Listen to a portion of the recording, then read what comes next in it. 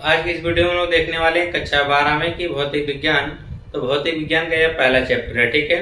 तो पहले चैप्टर में आज की जो टॉपिक हम लोगों ने लिया है वह है वैद्युत द्विध्रुव और अगला नेक्स्ट है वैद्युत द्विध्रुव का आघूर्ण, ठीक है। हमने इसको पहले लिख दिया है, इसकी डेफिनेशन वगैरह, ताकि आप इससे अच्छे से नोट्स बना सकें और समय की आपकी बचत हो, ठीक है। अगर हम वीडियो में लिखना शुरू करेंगे तो काफी समय लग जाएगा।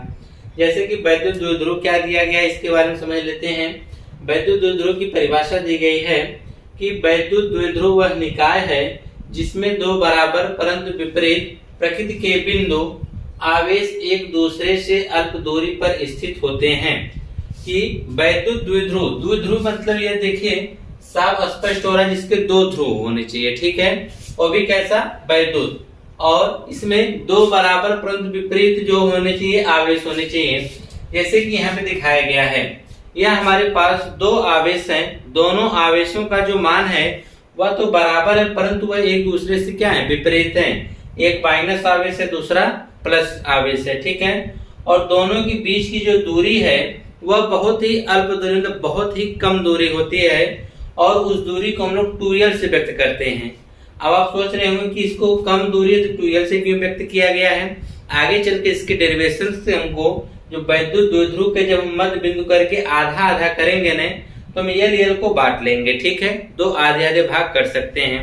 अगर आप इसका यल मानेंगे इनके बीच की दूरी को, तो आप यह कहेंगे कि l/2 जब करेंगे तो उसमें क्या कहते हैं कि डेरिवेशन में और मेथड्स में आपको ज्यादा कैलकुलेशन करनी पड़ जाएगी। तो उससे अच्छा इसलिए 2l मान लिया जाता है अल्प दूरी को, ताकि यल बांटने में क्या हो, आसानी हो। कि वैद्युत द्विध्रुव क्या होता है, सीधी सी बात है कि जिसमें दो बराबर आवेश होने चाहिए, यानी आवेश जिसमें दो बराबर परंतु विपरीत प्रकृति के बिंदु आवेश एक दूसरे से अल्प दूरी पर क्या होने चाहिए, स्थित होने चाहिए। तो यहाँ जो आप चित्र देख रहे हैं यह वैद्युत द्विध्रुव का ही चित्र है। यहाँ पे दो आवेश हैं, एक तो माइनस क्यू आवेश है, दूसरा प्लस क्यू आवेश है, ठीक। दोनों आवेशों के तो मान बराबर होंगे परंतु वे क्या है, एक दूसरे के विपरीत हैं, और दोनों एक दूसरे से बहुत ही कम दूरी पे रखे जाएं। इनके बीच की दूरी हमने क्या ले रखा है, 2l रेखा है, ठीक है। जैसे कि एग्जांपल में दिया गया HCl, H2O, NH3 आदि दिया गया है। आप जानते हैं अगर HCl को तोड़ा जाए तो H पे प्लस आवेश आता है और Cl पे कौन सा आवेश जाता है, माइनस आवेश जाता है, ठीक है। इस प्रकार एक तो प्लस और दूसरा आवेश क्या हो जा रहा है, माइनस हो जा रहा है, ठीक है।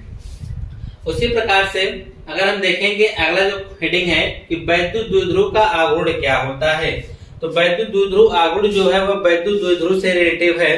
इसमें क्या कहा गया है कि किसी वैद्युत द्विध्रुव का आघूर्ण किसी एक आवेश तथा दोनों आवेशों के बीच की अल्प दूरी के गुणनफल को वैद्युत द्विध्रुव का आघूर्ण कहते हैं। इसे P से प्रदर्शित करते हैं। कहने का मतलब क्या है कि किसी वैद्युत द्विध्रुव का जो आघूर्ण होगा, किसी वैद्युत द्विध्रुव का जो आघूर्ण होगा, किसी एक आवेश मतलब दोनों आवेशों में से कोई एक आवेश लेना है तथा दोनों आवेशों के बीच की अल्प दूरी के गुणनफल को, मतलब कि इनमें से जो वैद्युत किसी वैद्युत द्विध्रुव का जो आघूर्ण P होगा वह क्या होगा, दोनों आवेशों में से किसी एक आवेश और दोनों के बीच की जो अल्प दूरी के गुणनफल को ही क्या कहते हैं, वैद्युत द्विध्रुव का आघूर्ण P कहते हैं।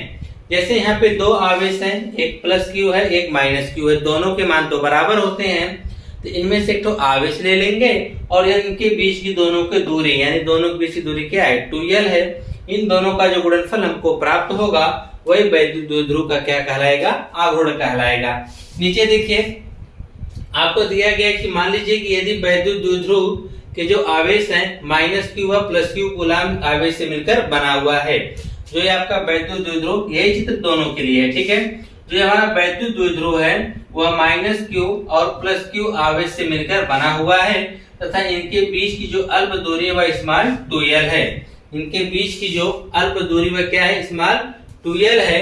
तब वैद्युत द्विध्रुव का आघूर्ण जो होगा, आघूर्ण P बराबर वह क्या बताया गया है कि एक आवेश होना चाहिए और इनके बीच की जो अल्प दूरी का जो गुणनफल होगा वह वैद्युत द्विध्रुव के क्या होगा, बराबर होगा।